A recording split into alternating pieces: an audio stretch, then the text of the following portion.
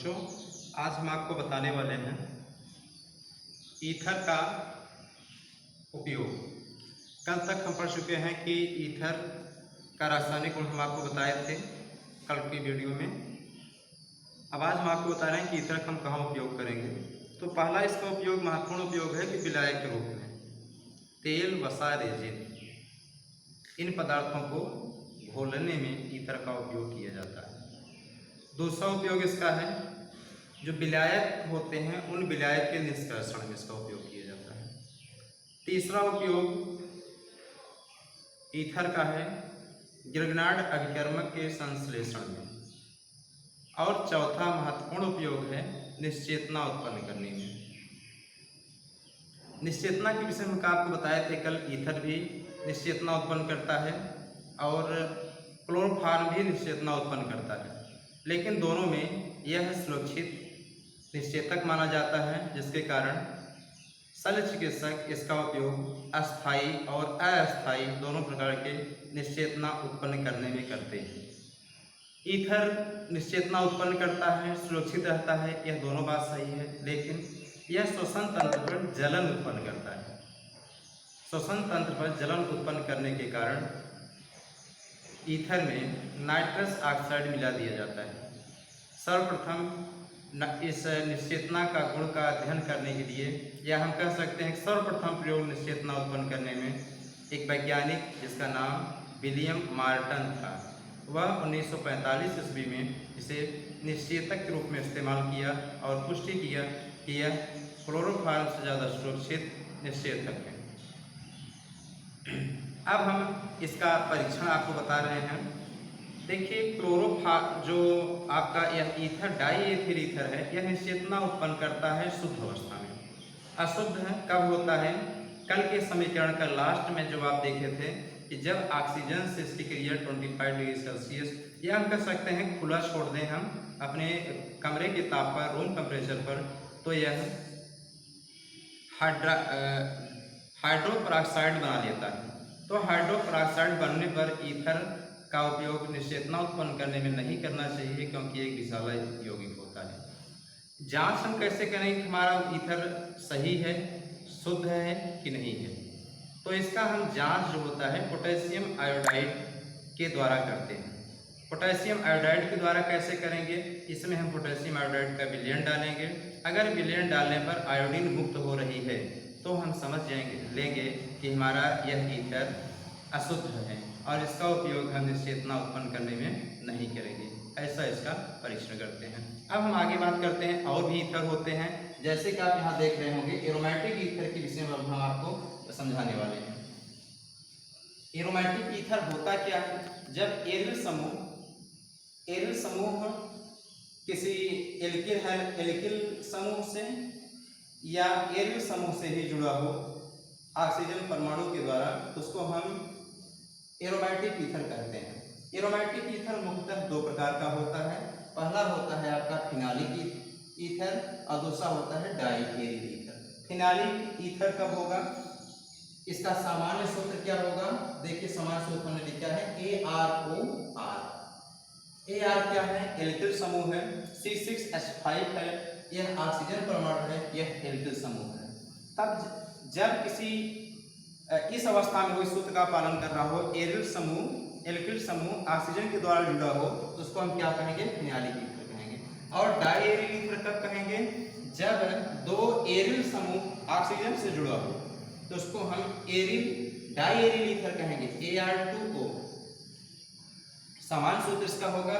अब हम आपको बताने चल रहे हैं फिनालिक ईथर बनाने की विधि।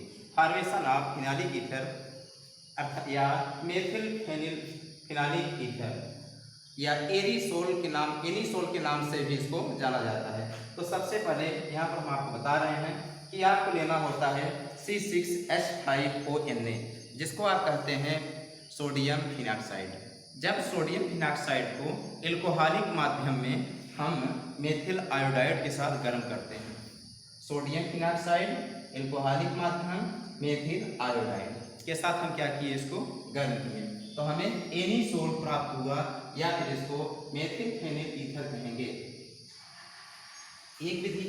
दूसरी विधि क्या है, जब उसी सोडियम फिनॉक्साइड को हम डाई मेथिल सल्फेट CH3 का टेकन ट्वाइस SO4 के साथ अक्रिया कराते हैं तो हमारा एनिसोल या फिर मेथिल फेनिल ईथर प्राप्त होता है। तीसरा कंडीशन है कि जब हम डाईएजोनियम मेथेन की अक्रिया हम फिनाल से कराते हैं तो हमें भी एनिसोल प्राप्त होता है।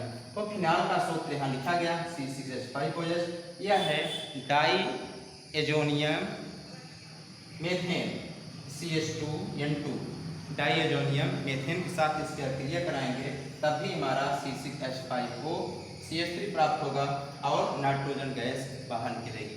तो यह आपकी तीन विधियां जो थी यह थी कि कैसे आप प्राप्त करेंगे एनिसोल या फिर मेथिल फेनिल ईथर। अब आपको हम दूसरी विधि बताने वाले हैं कि एरिल ईथर कैसे आप प्राप्त करेंगे। बड़ा इंपॉर्टेंट है, नोट करें इसे। हाँ तो बच्चों अब आपकी बारी है कि डाईफेनिल ईथर के विषय में। डाईफेनिल ईथर अभी हम आपको बता रहे थे डाईएरिल ईथर भी कहते हैं। डाईफेनिल ईथर का सूत्र क्या होगा, C6H5O C6H5। तो डाईफेनिल ईथर यहाँ पर आपको लिखा गया है C6H5O C6H5। कैसे आप इसको बनाएंगे, बड़ा इंपॉर्टेंट है, बहुत अच्छा है। तो इसका हम ध्यानपूर्वक सुनेंगे और देखेंगे कि जब हम ब्रोमोबेंजीन को या ब्रोमोफेनिल को C6H5 या ब्रोमोफेनिल या ब्रोमोबेंजीन को हम अक्रिया करा देते हैं फिनाल और पोटेशियम हाइड्रोक्साइड के विलयन के साथ, लेकिन पोटेशियम हाइड्रोक्साइड KOH और phenol C6H5OH plus bromobenzene C6H5Br, इन सबको हमें कॉपर उत्प्रेरक की उपस्थिति में अक्रिया करानी पड़ती है। तो हमारा बनता है डाईएरिल ईथर या फिर आपका बनेगा डाईफेनिल ईथर, जिसका सूत्र होगा C6H5O C6H5KBr या H2। इतना आपका अक्रिया कराने पर यह आपका डाईएरिल ईथर या डाईफेनिल ईथर आपका प्राप्त होगा, जिसे हम प्राप्त कर लेंगे। अब हम बात करेंगे यही अक्रिया के विषय में कि यह अक्रिया आपको नाम वाइज अक्रिया के नाम से पूछता है कि उल्मान रिएक्शन किसे कहते हैं या उल्मान अक्रिया किसे कहते हैं। तो उल्मान अक्रिया भी यही है, आप इसको भी यहीं पर नोट कर लीजिएगा कि उल्मान अक्रिया किसे कहते हैं। तो आइए हम उल्मान अक्रिया के विषय में बात करते हैं। उल्मान अक्रिया किसे कहेंगे, आप उसकी परिभाषा सुनिए। जब कॉपर उत्प्रेरक की उपस्थिति में हम ब्रोमोबेंजीन फिनाल और पोटेशियम हाइड्रोक्साइड को गर्म करते हैं तो हमें डाईफेनिल ईथर प्राप्त होता है तथा यह अक्रिया उल्मान अक्रिया कहलाती है। उल्मान एक वैज्ञानिक था जिसने सर्वप्रथम बनाया था, उसी के नाम पर इस अक्रिया का नाम भी पड़ गया उल्मान रिएक्शन, उल्मान अक्रिया। तो उल्मान अक्रिया के विषय में आप अभी ने देखा, यह है आपका कॉपर उत्प्रेरक की उपस्थिति में आप ब्रोमोबेंजीन फिनाल पोटेशियम हाइड्रोक्साइड के साथ अक्रिया कराए हैं तो आपका बना हुआ है यहाँ पर डाईफेनिल ईथर। तो यही अक्रिया का उल्मान अक्रिया कहलाएगी। तो यह है पाठ एल्कोहल फिनाल ईथर, आज यहीं पर समाप्त होता है। आशा है कि आप अच्छे से समझ गए होंगे। लाइक शेयर कमेंट जरूर करेंगे। धन्यवाद।